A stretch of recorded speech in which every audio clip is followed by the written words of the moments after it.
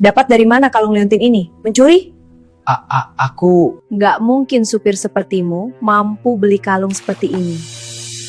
Mia, Seorang CEO muda yang anggun tiba-tiba kehilangan satu-satunya barang peninggalan sang ibu.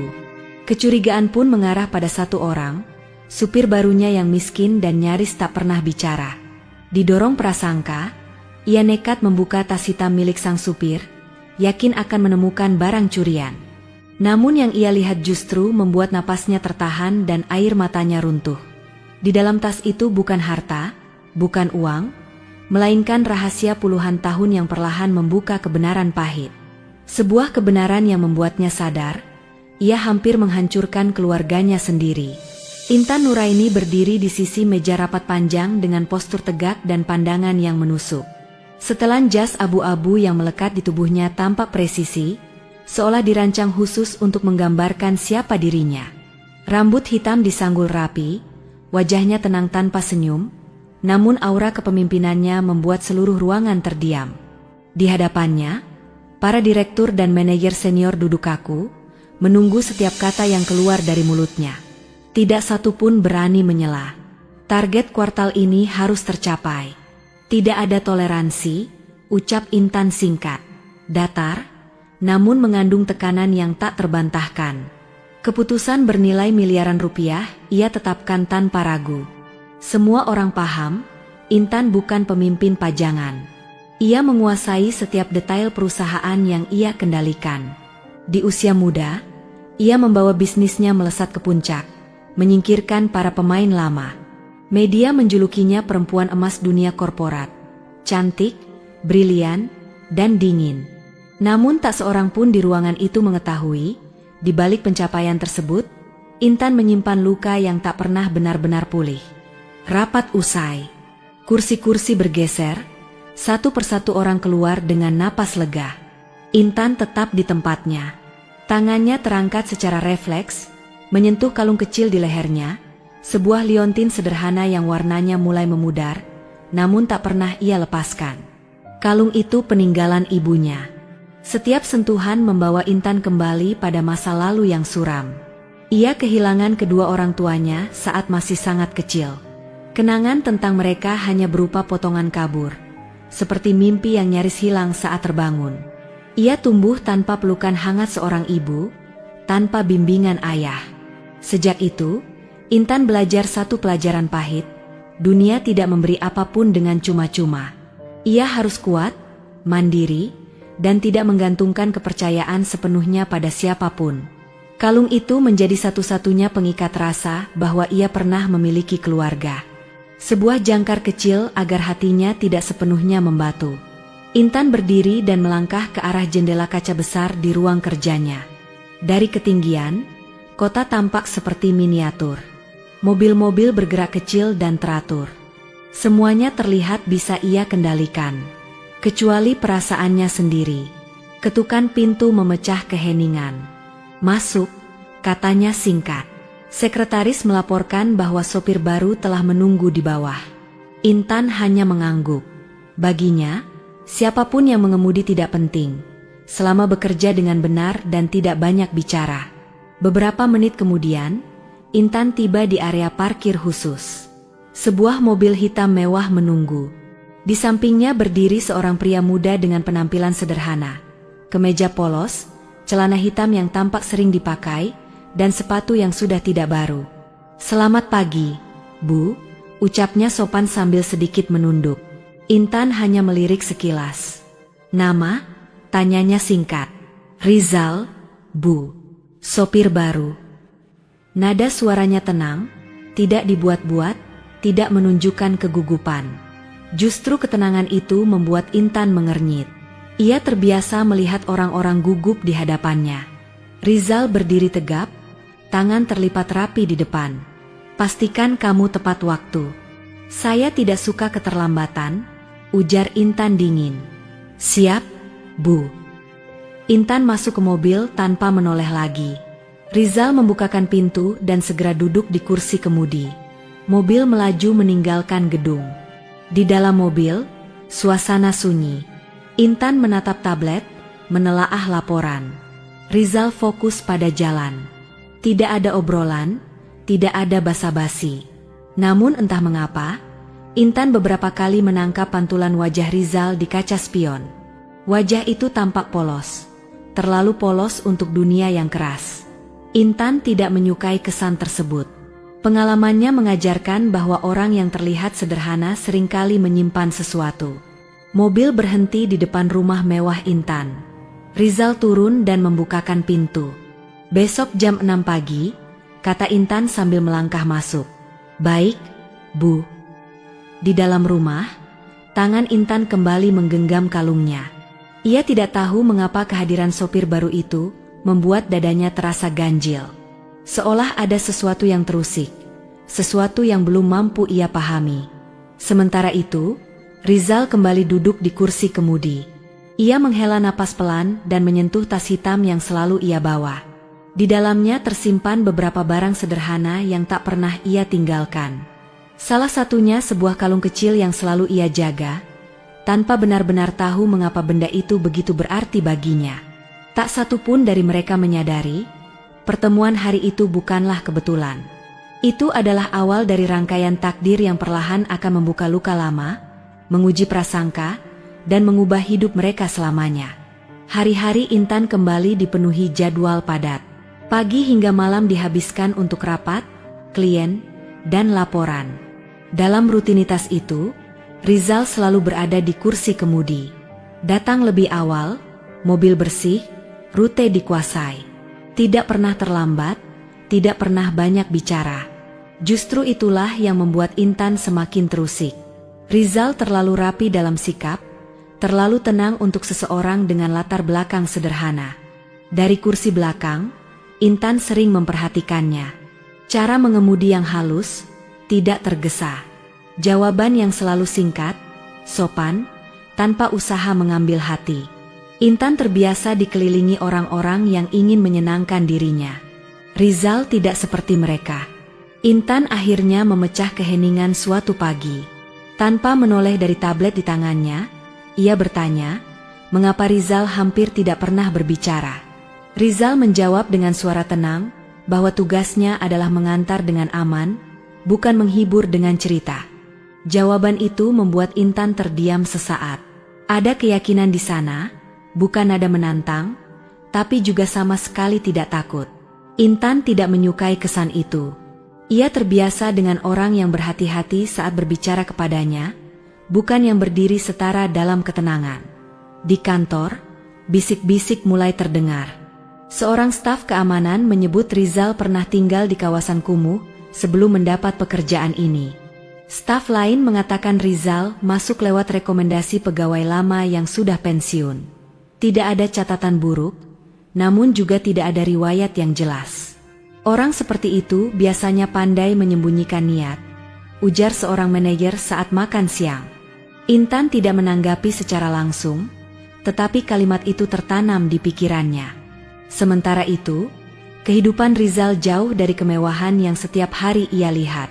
Setelah mengantar Intan pulang, ia kembali ke kamar kontrakan kecil di pinggir kota. Ruangan sempit dengan dinding kusam, kipas angin tua yang berdecit pelan. Di sudut kamar, tas hitamnya selalu terletak rapi. Rizal hidup sederhana. Makan secukupnya, tidur seperlunya, bekerja sejujur mungkin. Ia jarang mengeluh. Baginya, pekerjaan adalah amanah. Ia selalu mengingat pesan ibu angkatnya sebelum meninggal. Bekerja dengan bersih dan jangan pernah mengambil yang bukan haknya. Di dalam tas hitam itu, selain pakaian ganti dan bekal makan, tersimpan satu benda yang tak pernah ia tinggalkan. Sebuah kalung kecil dengan liontin tua. Rizal tidak mengetahui asal-usulnya. Ibu angkatnya hanya pernah berkata bahwa itulah satu-satunya benda yang ia bawa saat ditemukan sebagai bayi. Kalung itu diminta untuk selalu dijaga, agar ia ingat untuk tetap rendah hati dalam keadaan apapun. Suatu sore, Intan pulang lebih awal dari biasanya. Di lobi gedung, ia melihat Rizal duduk menunggu sambil membaca buku tipis bersampul lusuh. Intan berhenti sejenak dan bertanya apa yang sedang ia baca. Rizal menjawab singkat bahwa itu buku motivasi, lalu menutupnya. Intan mengangkat alis. Ia tidak menyangka Dalam benaknya, pria seperti Rizal hanya bekerja lalu pulang. Membaca bukan sesuatu yang ia bayangkan. Intan lalu bertanya sampai mana pendidikan Rizal. Jawabannya sederhana, tidak tinggi, ia berhenti karena biaya. Jawaban itu terasa terlalu jujur. Intan mengangguk singkat dan melangkah pergi, namun pikirannya tidak berhenti bekerja. Jika pendidikannya terbatas, mengapa cara bicaranya rapi? Mengapa sikapnya begitu tenang?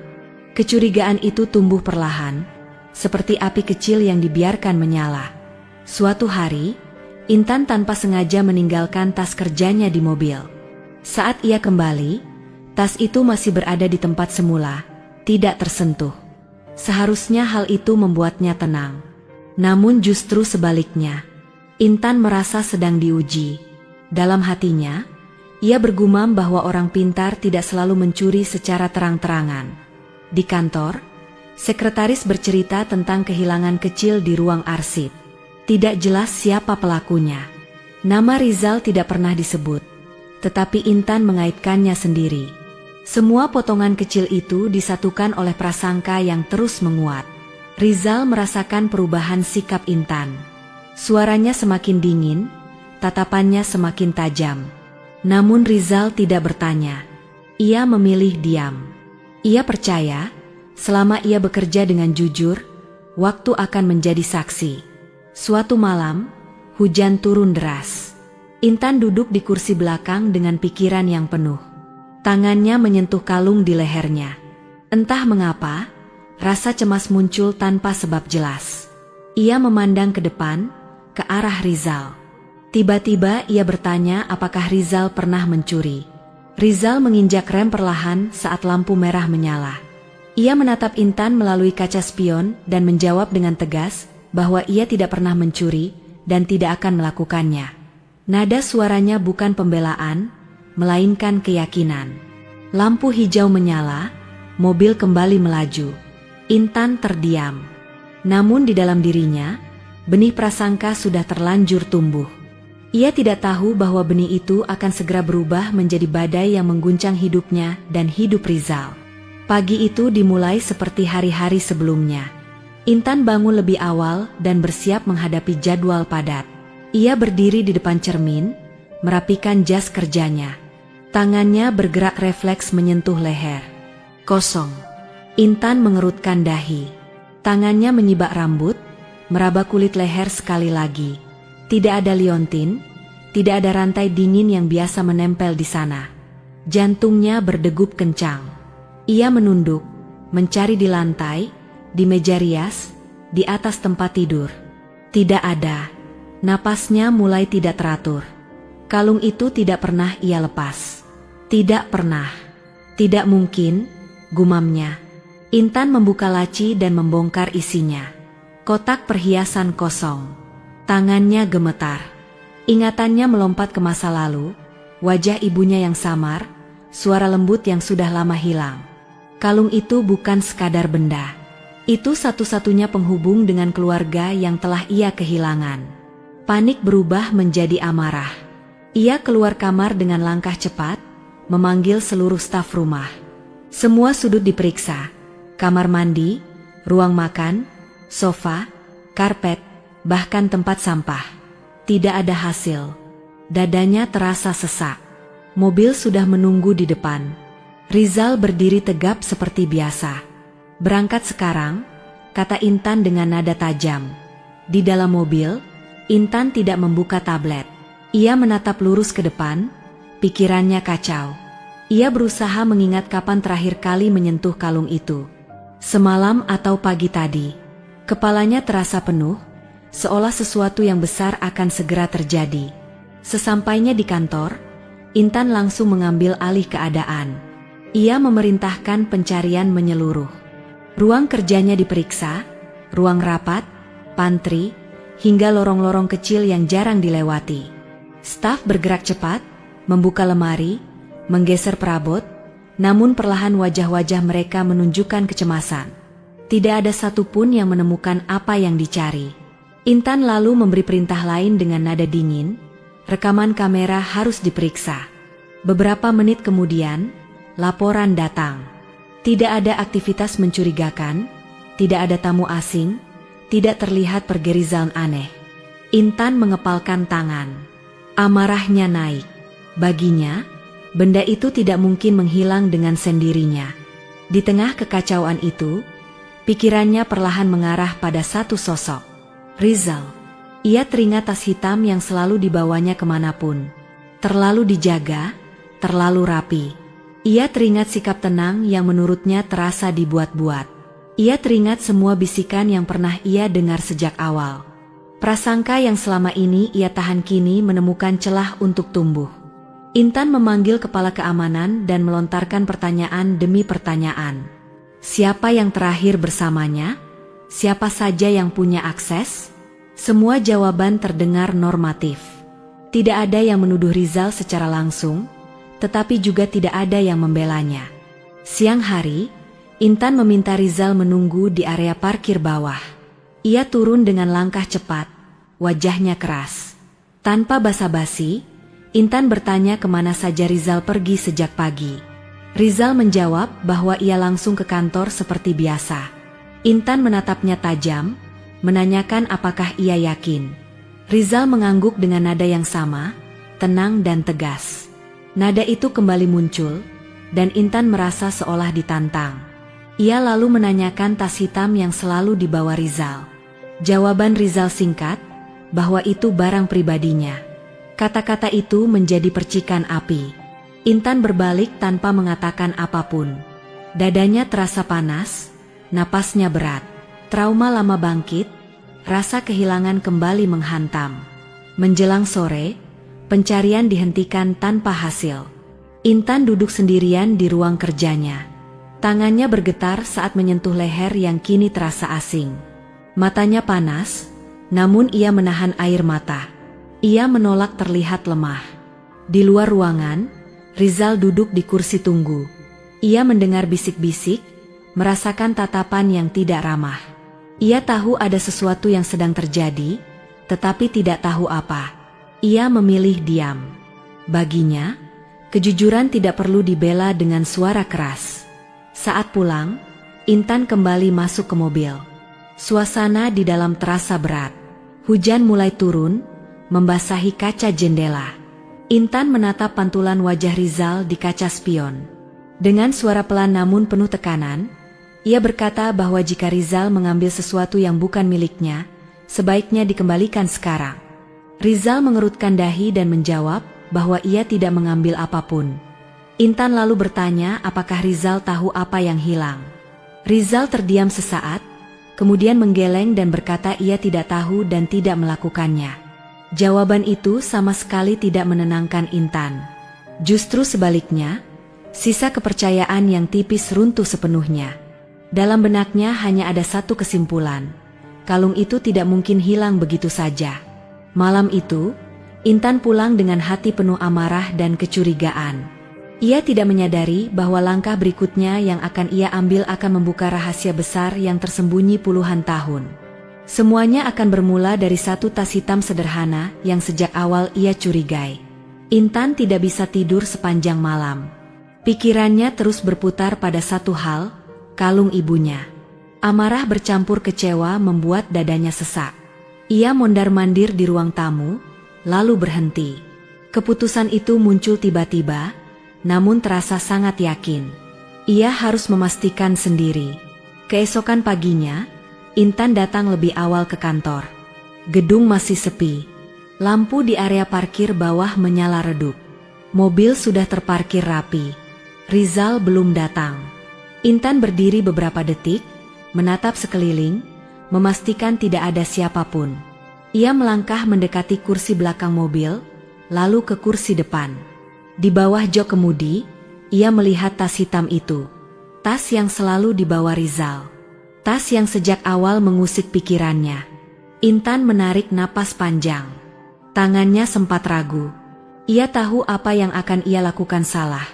Namun amarahnya menutup logika. Ia merasa berhak. Kalung itu miliknya. Ia hanya ingin kebenaran.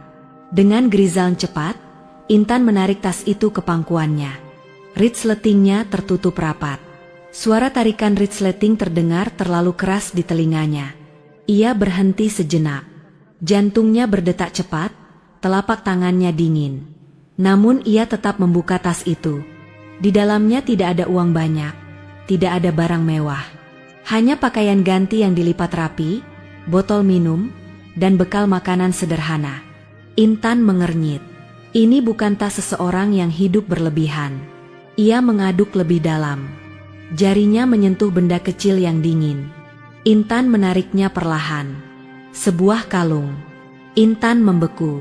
Kalung itu tergeletak di telapak tangannya. Liontin kecil itu memiliki bentuk yang sama, ukiran yang sama, bahkan goresan halus di sisinya terlihat serupa. Napas Intan tertahan, kepalanya terasa ringan. Tidak mungkin, bisiknya dengan tangan gemetar. Ia menatap kalung itu seolah melihat sesuatu yang tidak nyata. Itu bukan kalungnya, pikirnya. Kalungnya telah hilang. Namun benda ini terlalu mirip, terlalu identik untuk disebut kebetulan. Dengan jantung berdebar, Intan kembali memasukkan tangannya ke dalam tas. Di bawah tumpukan pakaian, ia menemukan sebuah amplop coklat tua. Kertasnya sudah menguning oleh waktu.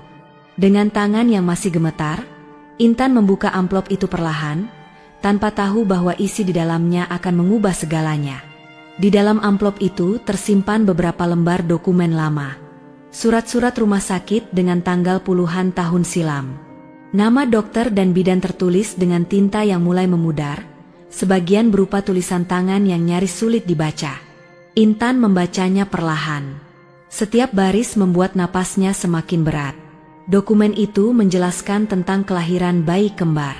Satu bayi dipindahkan, satu lagi tidak tercatat dengan jelas. Ada catatan singkat mengenai kecelakaan, kondisi darurat, dan keputusan yang diambil karena keterbatasan biaya serta fasilitas. Intan menutup mulutnya. Matanya terasa panas, dan tangannya mulai gemetar semakin hebat. Di bawah tumpukan dokumen itu, terselip sebuah foto kecil. Foto bayi. Dua bayi terbaring berdampingan, di bedong kain tipis. Di leher salah satu bayi tergantung sebuah kalung kecil. Kalung yang sama. Intan menjatuhkan isi tas ke jok mobil. Kepalanya berdenyut hebat. Ingatannya berputar tanpa kendali. Potongan cerita masa kecil, kata-kata samar tentang saudara yang hilang, semua yang selama ini ia abaikan kini berdiri jelas di hadapannya. Langkah kaki terdengar dari kejauhan. Intan tersentak. Dengan tergesa, ia memasukkan kembali dokumen dan foto ke dalam tas. Resleting ditarik dengan tangan gemetar. Tas itu ia kembalikan ke tempat semula. Beberapa detik kemudian, Rizal muncul dari tangga parkir. Wajahnya sama seperti biasanya, tenang, tanpa curiga. Ia menyapa dengan sopan. Intan menoleh perlahan. Wajahnya pucat, pandangannya kosong. Berangkat, ucapnya singkat. Di dalam mobil, suasana terasa menekan. Intan diam membisu. Rizal mengemudi dengan fokus. Namun bagi Intan, segalanya telah berubah. Ia tidak lagi melihat Rizal sebagai sekadar sopir. Tas hitam itu bukan milik seorang pencuri, melainkan wadah bagi masa lalu yang terkubur. Intan memejamkan mata. Air mata akhirnya jatuh. Bukan karena kehilangan kalung, melainkan karena menyadari bahwa sebuah kebenaran besar sedang terbuka. Ia tahu, hidupnya tidak akan pernah sama setelah pagi itu. Intan tidak langsung menghadapi Rizal. Kepalanya penuh, dadanya terasa berat. Hari-hari berikutnya ia jalani seperti mesin. Rapat demi rapat dipimpin, dokumen ditandatangani, keputusan diambil. Namun pikirannya terus kembali pada tas hitam dan isinya. Setiap kali tangannya menyentuh leher yang kini kosong, rasa bersalah menusuk semakin dalam. Malam harinya, Intan membawa pulang salinan dokumen yang sempat ia foto diam-diam. Ia duduk sendirian di ruang kerja rumahnya. Lampu redup, meja dipenuhi kertas. Ia membaca ulang satu persatu. Catatan rumah sakit itu menyebutkan kecelakaan besar yang merenggut nyawa sepasang suami istri muda.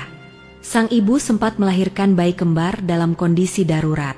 Rumah sakit kecil dengan fasilitas terbatas. Salah satu bayi harus segera dirujuk. Bayi lainnya dibawa oleh seorang bidan desa atas permintaan kerabat jauh.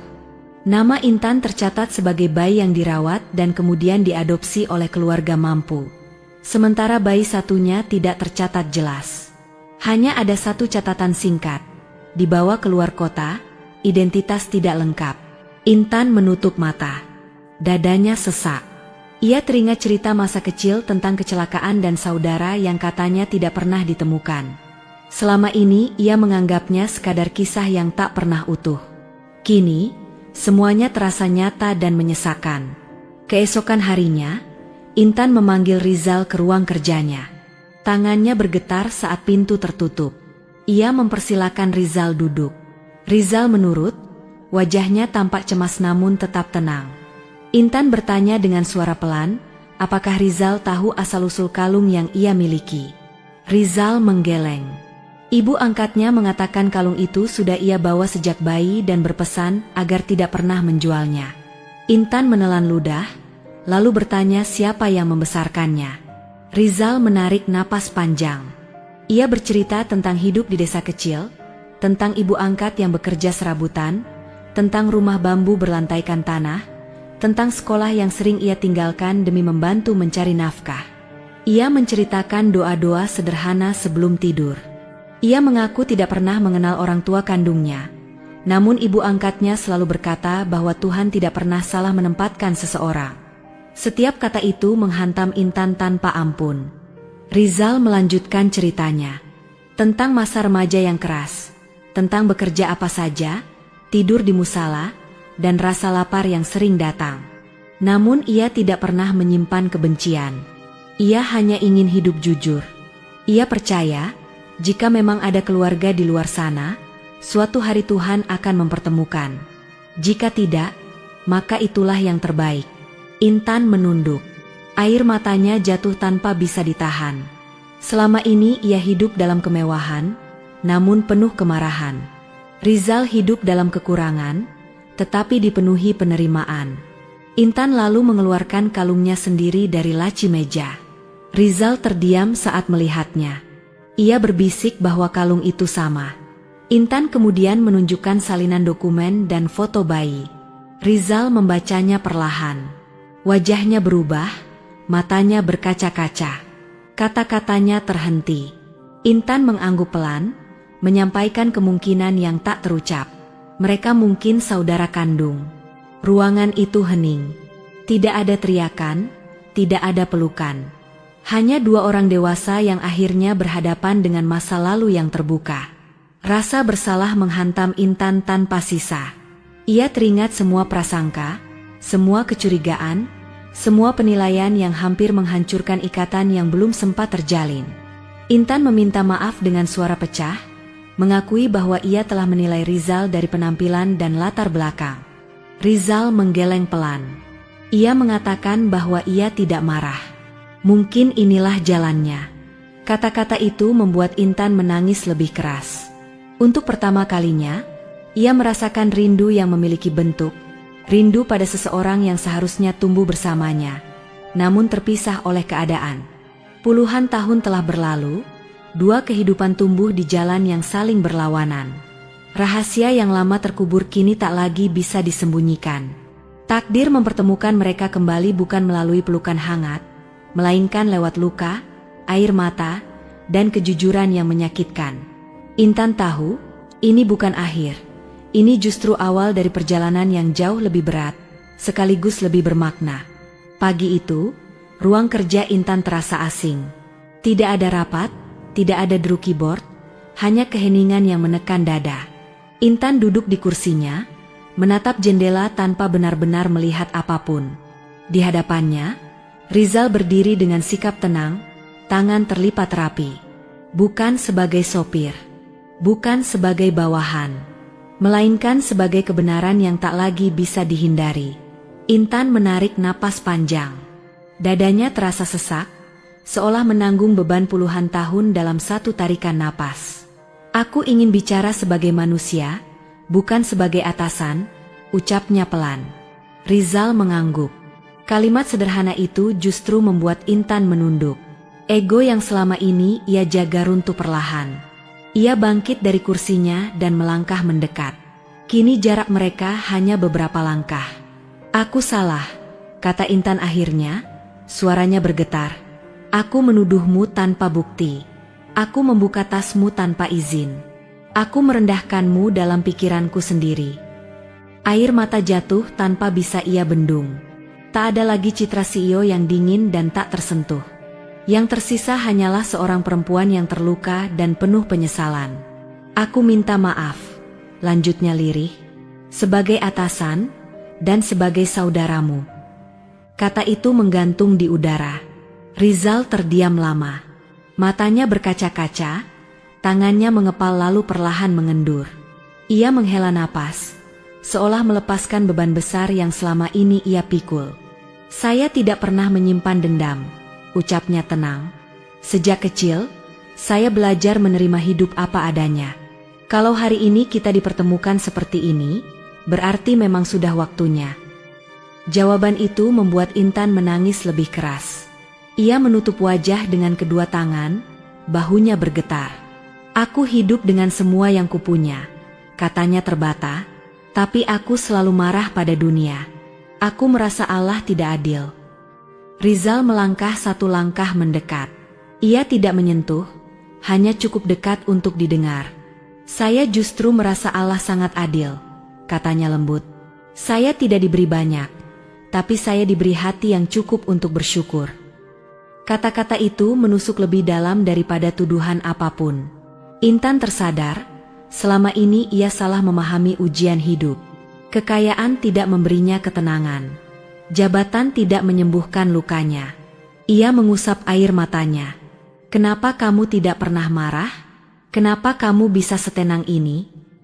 Rizal tersenyum kecil. "Karena hidup terlalu singkat untuk diisi dengan benci. Saya percaya, apapun yang hilang akan kembali dengan cara yang lebih baik." Keheningan kembali menyelimuti ruangan, namun kali ini terasa menenangkan. Intan duduk kembali, menatap Rizal lama. Wajah yang selama ini hanya ia lihat dari kaca spion kini terasa asing, sekaligus sangat dekat. "Kita kehilangan waktu yang seharusnya kita miliki," ucap Intan lirih. Rizal mengangguk. "Tapi kita masih punya waktu ke depan." Kalimat sederhana itu membawa harapan. Intan lalu membuka laci dan mengambil sebuah kalung. Ia menggenggamnya erat. "Selama ini aku takut kehilangan ini," katanya. "Ternyata aku kehilangan jauh lebih banyak." Ia menyerahkan kalung itu ke tangan Rizal. "Ini milik kita, bukan hanya milikku." Rizal menatap kalung itu, lalu menggeleng pelan. "Simpan saja. Kamu yang menjaganya selama ini." Intan tersenyum di balik air mata. Untuk pertama kalinya, senyum itu terasa ringan. Mereka tidak berpelukan. Tidak ada adegan dramatis berlebihan. Namun di antara mereka hadir pengakuan yang lebih kuat dari apapun.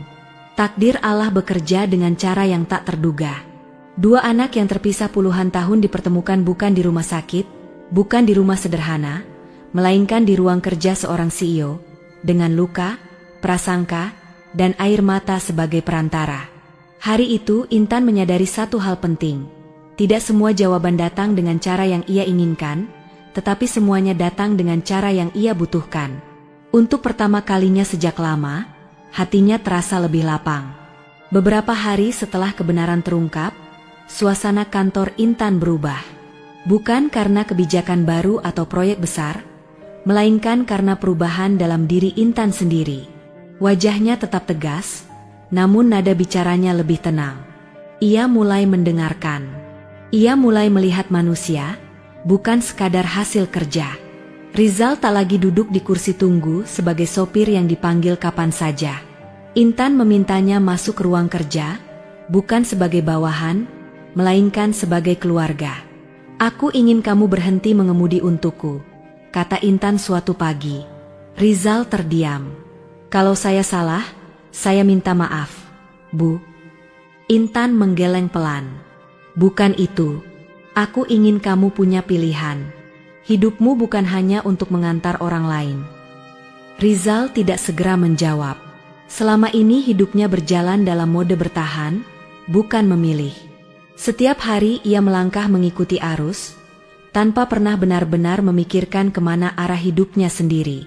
Mendengar kata pilihan dari Intan membuat dadanya menghangat, seperti ada pintu yang perlahan terbuka di dalam dirinya. Tak lama setelah itu, Intan mengajak Rizal mendatangi satu tempat yang selama bertahun-tahun selalu ia hindari. Rumah lama peninggalan orang tua mereka. Bangunan itu berdiri sunyi di pinggir kota, seperti saksi bisu dari kisah yang terhenti terlalu lama. Ket dindingnya mengelupas, pagar berkarat, dan halaman dipenuhi rumput liar yang tumbuh tanpa pernah dipedulikan.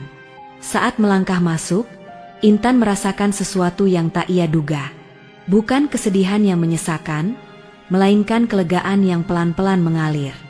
Seolah beban lama yang selama ini ia bawa akhirnya menemukan tempat untuk diletakkan. Rizal berdiri di sampingnya, memandangi ruangan itu dengan mata berkaca-kaca. "Jadi, disinilah," ucap Rizal lirih. Mereka tidak banyak berbicara. Kata-kata terasa tidak diperlukan. Mereka membiarkan udara, dinding, dan lantai rumah itu menyampaikan kenangan yang tidak pernah mereka alami, namun tetap terasa nyata. Intan kemudian menyerahkan beberapa lembar dokumen kepada Rizal. Akta kelahiran yang telah diperbarui, dengan data keluarga yang kini lengkap. Identitas yang selama ini kosong, akhirnya terisi. "Kamu sekarang punya nama yang utuh," kata Intan pelan. Rizal menatap kertas-kertas itu lama. Tangannya bergetar halus. Ia tak pernah membayangkan memiliki asal-usul yang jelas. Selama ini ia berjalan tanpa benar-benar tahu dari mana ia berasal. "Terima kasih," ucapnya lirih, hampir berbisik. Intan tersenyum tipis. "Terima kasih juga, karena kamu tidak membenciku." Rizal menggeleng perlahan. "Kalau saya memilih membenci, mungkin saya tidak akan pernah sampai di titik ini." Sejak hari itu, hubungan mereka perlahan berubah. Intan belajar bertanya tanpa prasangka dan mendengar tanpa menghakimi. Rizal belajar menerima perhatian tanpa merasa dirinya lebih rendah. Mereka saling mengenal dari awal, bukan sebagai orang asing, tetapi sebagai saudara yang dipisahkan oleh waktu dan keadaan. Perubahan itu juga merambat ke kehidupan Intan yang lain. Ia mulai memperbaiki hubungannya dengan orang-orang di sekitarnya. Lebih peduli pada staf, lebih peka pada hal-hal kecil yang dulu luput dari perhatiannya. Ia menyadari bahwa kekuasaan tidak membuatnya lebih tinggi. Justru empati yang membuatnya benar-benar dihormati. Suatu sore, Intan dan Rizal duduk berdampingan di teras rumah tua itu. Matahari perlahan turun, memantulkan cahaya keemasan di langit. Intan membuka kalung yang selama ini tergantung di lehernya, lalu menyerahkannya kepada Rizal. "Sekarang giliran kamu yang menyimpannya," kata Intan. Rizal menerima kalung itu dengan hati-hati. Ia menggenggamnya cukup lama, seolah merasakan denyut makna di balik benda kecil itu. "Benda ini membawa kita kembali," ucapnya. Intan mengangguk. Bukan sebagai tanda kehilangan, melainkan sebagai simbol pertemuan. Rizal tersenyum, senyum yang tak lagi ragu. Ia tidak lagi bertanya siapa dirinya. Ia tahu, apapun masa lalunya, masa depannya kini ada. Beberapa bulan kemudian, Rizal mulai bekerja di bagian operasional perusahaan. Ia belajar dan berkembang, bukan karena belas kasihan, tetapi karena kemampuannya sendiri. Intan pun tidak lagi memimpin dengan rasa takut, melainkan dengan kepercayaan. Kisah mereka menyebar, bukan sebagai gosip, melainkan sebagai pelajaran. Bahwa prasangka bisa menghancurkan, keikhlasan bisa menyelamatkan, dan takdir Allah selalu menemukan jalannya sendiri. Intan berdiri di depan jendela kantornya, memandang kota yang sama seperti dulu. Bedanya, hatinya kini utuh. Ia tidak lagi sendirian. Di tempat lain, Rizal menatap kalung di genggamannya. Ia tersenyum kecil. Keluarga yang hilang akhirnya ditemukan, dan bersama itu, mereka menemukan kembali diri mereka sendiri. Di akhir perjalanan ini, Intan dan Rizal belajar bahwa hidup tidak selalu memberi jawaban dengan cara yang lembut. Kadang ia datang lewat luka, lewat air mata, dan lewat kebenaran yang terlambat. Namun justru disitulah maknanya. Apa yang hilang tidak selalu untuk selamanya, dan apa yang terpisah bisa dipertemukan kembali oleh kehendak Allah. Kisah ini bukan hanya tentang saudara yang menemukan satu sama lain, tapi tentang hati yang belajar memaafkan, menerima, dan pulang. Karena pada akhirnya, keluarga bukan hanya soal darah, tetapi tentang siapa yang kita perjuangkan dan kita jaga dengan tulus.